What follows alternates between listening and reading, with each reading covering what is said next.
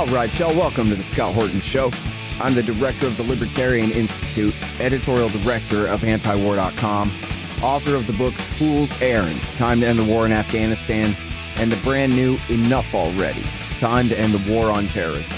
And I've recorded more than 5,500 interviews since 2003, almost all on foreign policy, and all available for you at scotthorton.org. You can sign up for the podcast feed there, and the full interview archive is also available at youtube.com/Scott Horton Show. All right, you guys, introducing Branko Marcetic, usually writing for Jacobin. This one is an exclusive for Acura Viewpoint. That's the American Committee on U.S.-Russian Affairs, I guess. You know, James Cardin and all our friends over there. And man, this is such an awesome article. And I'm kind of mad at you, Branko, because I got a couple hundred pages worth of notes that I'm working through. And then at the end was do another dive into the WikiLeaks and see what else is in there. And you beat me to the punch. And so my 600-page book eventually is going to come out, and everyone's going to think that all I did is just plagiarize you and Ted Snyder. Because you do all this great work, and I have to borrow some of it. This is groundbreaking stuff. This is great stuff. You went back to the WikiLeaks and said, well, yet means yet is fun, but let's find out what else is in there. And you found a ton more documents in the State Department cables of warnings from here, there, and everybody on every side about why America should not try to integrate Ukraine into the NATO alliance. So tell us the story, man. In fact, when did you even get started on this? What gave you the idea? I probably worked on this for months, partly because, I have other work commitments that I have to do, and there's just like a lot of research, but also just because, honestly, something strange has been happening with the WikiLeaks website that I don't really understand why it's happening, but the pages were constantly crashing. I doubt there's anything nefarious going on, but it made for a very painstaking thing. I will say, good news for you, there's a wealth of material in there, not just about NATO expansion, which of course is just one a policy that was a huge grievance of Russian leadership, and there's a whole heap of other stuff in there that kind of shows in real time, the deteriorating relationship between the U.S. and Russia. I wanted to focus on NATO for this particular piece because, as I'm sure you know, and probably a lot of your listeners know, there has been this kind of intellectual battle, tug of war, let's say, over the causes of the war in Ukraine, and there's people like myself and a lot of other people who have kind of followed this stuff for a while who say, look, I mean, it's not the only cause, but NATO expansion is a big part of why we got to this war, and there's actually a substantial amount of evidence that shows that. And there's a lot of people who I think fall more on the hawkish side of the spectrum who have kind of said that basically the policy of NATO expansion is completely irrelevant. That's a mere pretext for the war. And really the real reason that's happening is because of these imperial ambitions of Vladimir Putin, who simply wants to sort of restore the old Soviet Union or the Russian Empire. And what I basically show in this through, I can't overstate how many cables there were. This is just a tiny taste in this 4,000 word package that I've put here. I show that, over just the years from the early 2000s to about 2010, 2011, you have dozens of diplomatic cables where, these are going to U.S. officials in the State Department. People are reading these, where U.S. officials are being told by NATO allies like Germany, France, and Italy, and Norway, by analysts and experts, both in the U.S. and in Russia, by liberal Russian figures, and also by Kremlin officials themselves, not just people like Sergei Lavrov, the foreign affairs minister, who's still in that post now, but lower down officials in the foreign ministry, officials in the Russian parliament, and of course Putin himself too. All of them are saying, if the U.S. continues to push for NATO expansion, which was a very inflammatory thing even in the 90s under a pro-Western president like Yeltsin, if they keep pushing for it, and if they particularly push for it into Georgia and worst of all, Ukraine, it will lead to a variety of terrible outcomes that we've basically seen over the last 9 years. And that includes an inflammation of Russian nationalism and militarism, a less cooperative Russia, instability and even civil conflict in Ukraine itself. And finally, some sort of drastic military step that Russia will take to sort of enforce this red line if it continues to be ignored. And unfortunately, as we've seen, right up until the invasion, the Biden administration continued to push for this policy despite these copious warnings. And this is the reality that we're living in now. Yeah. In my last book, Zalmay Khalilzad comes up over and over and over again, from recommending the Ayatollah in 1979 all the way through the peace deal with the Taliban at the end. And the Zalmay Khalilzad of this book is Fiona Hill. She just pops up over and over and over again throughout. And I like the way you mentioned her at the beginning here, that she says that anyone who tries, especially any American who tries to explain this side of the story at all, is the victim of a Russian information war and psychological operation, which, boy, they got you, Branko, there. That's pretty much not falsifiable, and you're screwed, except that Fiona Hill gave this same advice over and over and over again. There's even a New York Times Weekend magazine profile of her where it begins with her telling W. Bush, you better not do this, before Bucharest, and Dick Cheney chewing her out, and George Bush essentially, it's funny, the anecdote is, she says, listen, the Russians' objections, XYZ, and that's why the Germans and the French don't want to do it. And then Junior changes the subject to the Germans and the French and goes, well, I like a good diplomatic challenge. I'll just figure it out. And in other words, just dismissing the concerns about the Russians' point of view in it at all. And she's done this. I mean, I got her over and over again. She goes, oh, yeah, no, I tried to warn him. And the CIA tried to warn him, too. We all tried to warn him. That's her in 2008. And ever since, telling the story of 2008. But now if you quote her telling her own story, you're the victim of a Russian psyop. So what does that mean? She's FSB? Well, exactly. I mean, one of the things, this is a really great quote that the Crystal Ball of Breaking Point, she covered this as well earlier this week. And what she said was, basically this whole war and the discourse around it has been like one massive experiment in gaslighting, in the sense that we are being told that when we look at the very copiously documented record about this, where it has been U.S. officials and former U.S. officials, former politicians, former diplomats, experts, so on and so forth, who have been warning for since the beginning, since before this policy was even enacted in 1997, that we would end up in the situation that we're in now.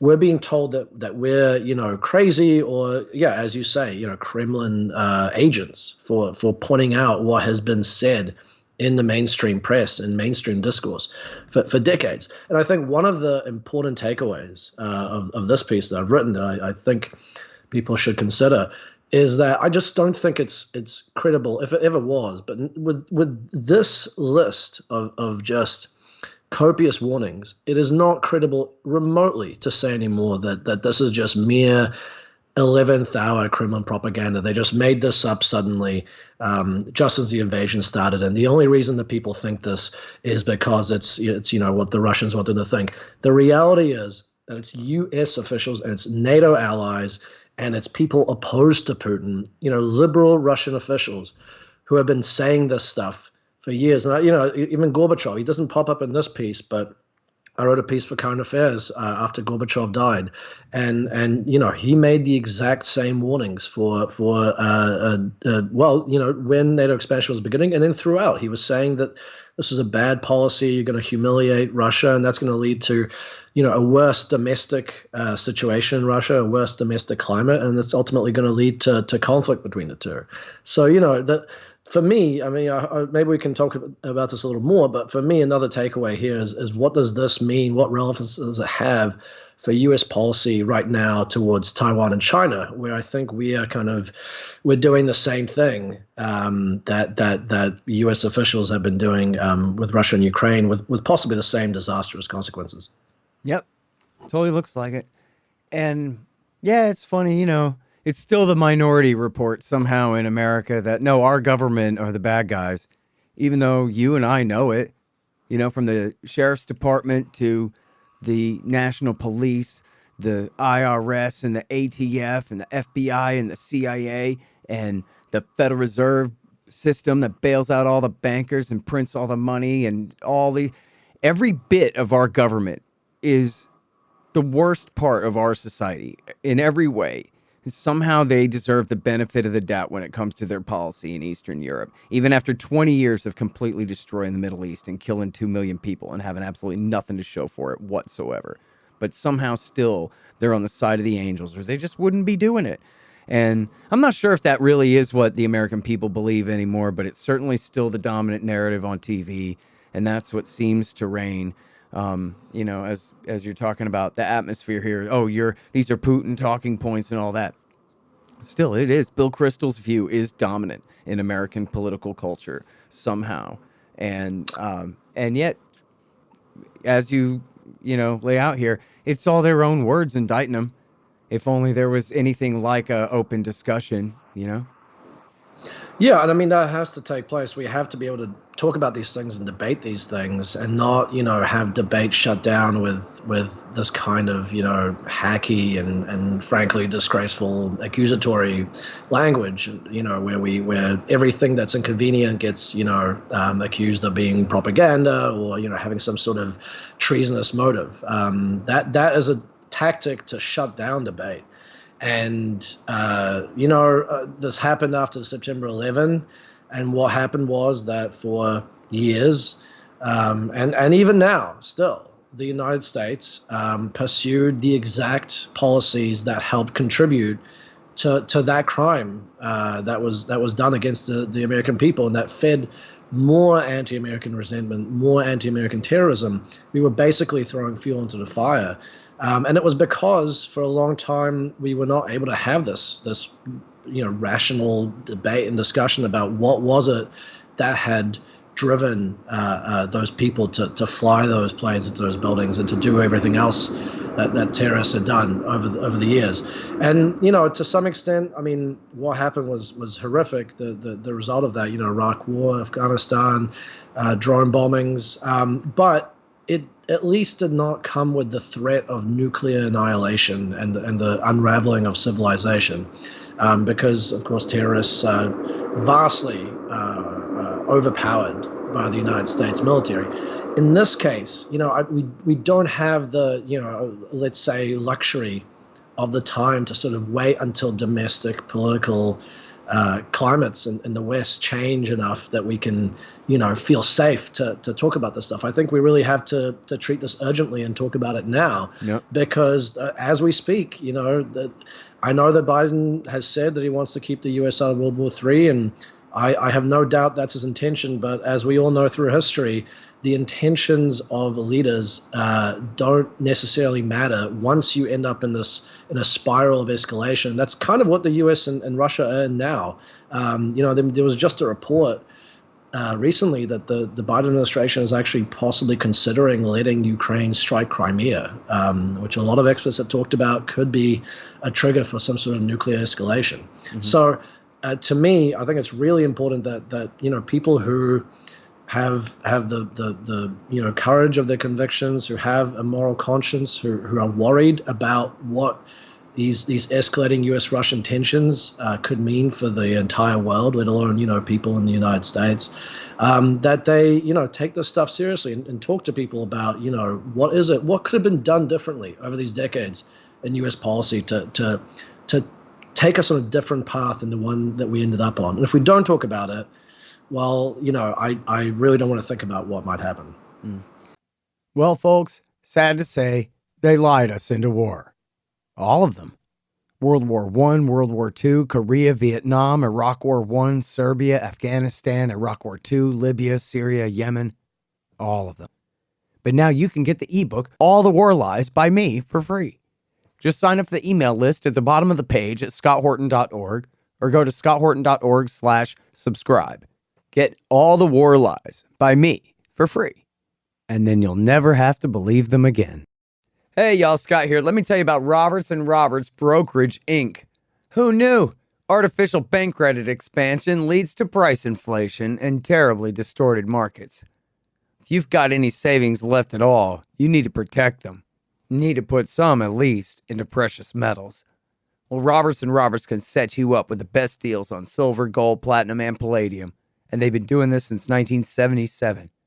Hey, if you just need some sound advice about sound money, they're there for you too.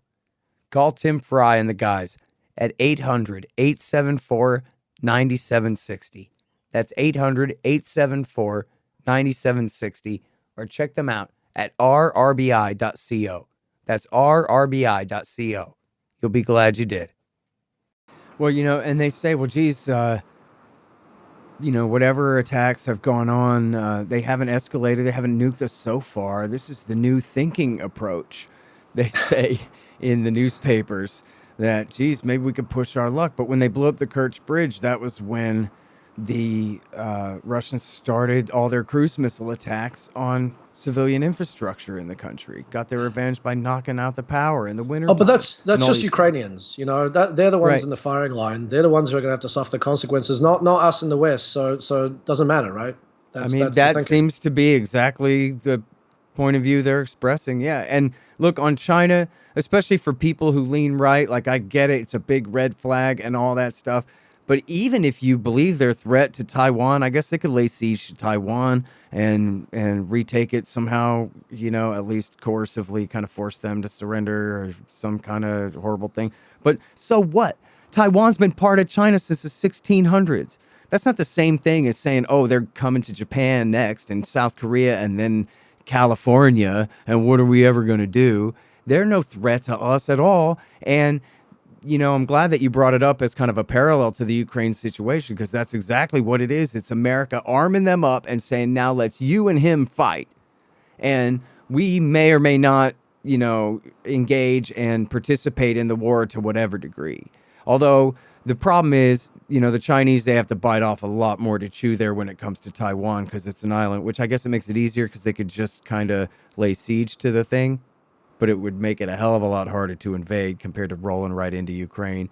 But it's also true that all the U.S. Navy war games say that our ships end up at the bottom of the Pacific Ocean, and we lose that war because it's 7,000 miles, east or west or whichever direction from here. Whichever you go, it's about 7,000 miles. I don't know, 8, 9. And so, there's just no way we can win a war out there. It's just, it's insane to think that we would pick that fight. But it's almost like, we would be better off if the Skull and Bones ran everything or something, because then someone's in charge. It seems like no one's in charge. It's just, you have the arms manufacturers and the different departments and the agencies who have their own bread that needs buttering. And then the whole thing is just, as my friend Adam says, it's the flea wagging the dog. But the dog's asleep. This is nobody even driving at all. And they could get us in a nuclear war in Ukraine, with Russia, or over Taiwan with China this week at the way that they're going, Yeah, well, I mean, I would stress to people because, unfortunately, in the kind of bifurcated political landscape of the United States, you have, on the liberal side, I think people are have less appetite to go to war with China, but they have taken on this really hawkish, almost neo Cold War mindset that they want to be super aggressive towards Russia. And then on the right, on the Republican side, among conservatives, it's the opposite. The people have less appetite to go to war with Russia, but they want to basically have the exact policies they're decrying when it comes to Russia and Ukraine aimed at China and Taiwan. And the key thing here is both of those conflicts, seeking conflicts with both of those powers, are going to be equally destructive, and with China possibly even more. I mean, we've seen the economic devastation globally that has resulted from, the war with Russia. Which at the time, at first, people said, oh, Russia is just it's a gas station, basically. It's one big gas station. It doesn't matter to the global economy. Well, it turns out when the economy runs on a fuel like gasoline, actually it does matter quite a bit. And it does matter when the country is a commodities giant that exports a whole bunch of really important goods. Now, China is the largest trading partner of the most countries in the world. What kind of impact do we think that a war with a country of that size, of that economic importance, eclipsing even Russia, is going to have, and also a nuclear-powered country? One thing I would stress to people who genuinely, their top priority is the safety of Ukrainians and Taiwanese people, and I think there are a lot of genuine people who really that is their main concern in this whole thing, and that's totally fair. But if that is your concern, the thing that you should be aiming for is pushing for a policy that is going to make war against those countries least likely. Unfortunately, it's too late for Ukraine, but it's not too late for Taiwan. And the fact is, similar to Ukraine, if the U.S. continues to kind of water down the one China policy, or sort of hedge its commitment to that policy, if it continues to pile weapons in there, it could lead the Chinese to similar to Russia, to decide to invade. Lyle Goldstein, a former professor at the U.S. Naval War College, I spoke to him last year sometime, and he made the point that the Chinese are looking at what's happening, what the U.S. is doing, and they're saying, and they're making a calculation in their head. Is it worth invading now? Maybe when the cost of a war could be far less than waiting until Taiwan is much more militarized, and then the U.S. finally says we're completely giving up on the one China policy and we're supporting Taiwanese independence. At which point a war could be way, way, way more devastating. I'm not saying that they've made a decision on that, but that is the kind of calculus that they are going through, and we do not want to influence their calculus in a way that leads them to do something rash and destructive, as Putin did in Ukraine. Just one more thing, if people are unconvinced by that, there is actually a piece at the Journal of Military and Strategic Studies by Jeffrey Roberts. He's a professor of history at the University College of Cork, and the piece is called Now or Never. It's about the decision making to go to war in Ukraine, and he, I think, very convincingly lays out, based on public statements and what we know, that basically Putin's reasoning was, and you don't have to agree with this reasoning, but this was his thinking, was it's better to go to war now again and stop Ukraine from being added into NATO and becoming more militarized and more interoperable with NATO, than to do it later when we're going to suffer really, really terrible, possibly defeat, but certainly, a military costs for doing that. Again, you don't have to agree with this reasoning, but that is the calculus that he was using, and I suspect there's a similar calculus going on with Chinese leadership regarding Taiwan. Yep. Well, Michelle Flournoy says that, from West Exec Advisors, author of The Great Failed Surge of Afghanistan, she says, listen, if the Chinese can sink all our boats, we just need to build more B-1 bombers. Anyway, that wasn't a question. Yeah. I'm sorry. Who's in those boats? I mean, the idea, it's just a few boats. I mean, there are human beings in there. There are thousands of them. People operating those boats. Oh, she's saying that's why we'll just keep them safe at Pearl Harbor, and we'll just fly our bombers out there and just sink their navy that way. We'll have the people in the planes die instead. Right. Yeah, there you go. Yeah. Well, and look, the Chinese only have like 300 H-bombs. And we have way more than that. And by the way, as long as I'm not interviewing you about the documents that you uncovered here, I saw a clip this morning. A guy tweeted to Dave DeCamp this clip of Wesley Clark from, I guess, last spring, saying, we can't be deterred by nuclear weapons. That's letting the terrorists win, essentially, And he says, we can't allow ourselves to be self-deterred. But we're not talking about being self-deterred. We're talking about being deterred by them. But then he says, but don't worry, we have a nuclear deterrent, so they're not going to do anything to us. Well, but you just explained why their deterrent doesn't work on you. And that's Wesley Clark, the guy that almost got us into World War III in 1999 when he ordered the Brits to take the Pristina airport, and they said no. I mean, I think people need to think about how extreme this is, compared to the Cold War. We think of the Cold War as this uniquely dangerous period where the superpowers were on the edge, on the precipice of nuclear annihilation, constantly. And in reality, I mean, certainly the Cuban Missile Crisis, that happened. But after that, there was a lot of effort made, you might say, to self-deter from both nations, to avoid this kind of thing from happening again. There was a lot of care taken to avoid situations that could lead to both countries, ending up in a spiral of escalation. And now we completely, those kinds of policies, that kind of approach, is being smeared or dismissed as appeasement or weakness and so on and so forth. It's much worse than what was going on during the Cold War, paradoxically. Eisenhower, Dwight Eisenhower, who I don't think anyone other than the John Birch Society would accuse of being some sort of communist sympathizer or being friendly to the Soviet Union. When the Soviet Union invaded Hungary in 1956, a terrible thing, no doubt. There was a lot of pressure for him to do something, because there was a lot of killing going on. There was a lot of repression. There was an independence movement that was crushed.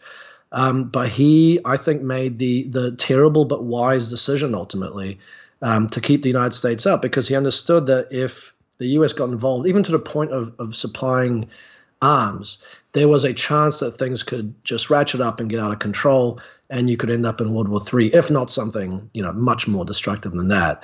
I think generally we think of Eisenhower as, was he perfect? No, but a guy with a fairly good head on his shoulders. Now we consider his decision making then, some sort of treachery or weakness. And this is a guy who led the Allies in World War II. Munich. So that's how crazy things have gotten. Yeah, exactly. And by the way, in defense of the Birchers, they figured out that actually the communists, like Eisenhower, were agents of the capitalist conspiracy all along. So got to give them credit for that. But listen, I'm sorry we're out of time, because I really do want to ask you about all these things, but I guess everyone's just going to have to go read it. Yeah, check it out on Akura, on usrussiaaccord.com. And by the way, US-Russia Accord is a great resource in general for a lot of stuff about this war and just general U.S. relations. I think people should really make it one of their regular reads if they're interested in this stuff. Yeah, absolutely. And they got a great email list. They'll keep you up to date every morning too. And that's our friend James Carden and all those guys over there. So listen, this is such great work, and I hope you don't mind that all of your footnotes are going. I already have a giant block quote of you with all of your links made into footnotes in the book already from working late last night, and I'm going to be borrowing a few more of these. But great work as always, dude. I appreciate it. No, please spread the knowledge as much as possible. That's the point of that piece. I think the deal is if I plagiarize a lot of different people, then it's just research. You know what I mean? I think that's how it works. Yeah. I think that'll hold up in a court of law. All right. Yeah. Well, don't take it personal when I borrow so much of your work there, but I give you credit. I don't just steal. I cite. So, thank you, Branko. Really appreciate you, bud. Yeah, I appreciate that. Thanks. The Scott Horton Show, Anti-War Radio, can be heard on KPFK 90.7 FM in LA, APSradio.com, antiwar.com, scotthorton.org, and libertarianinstitute.org.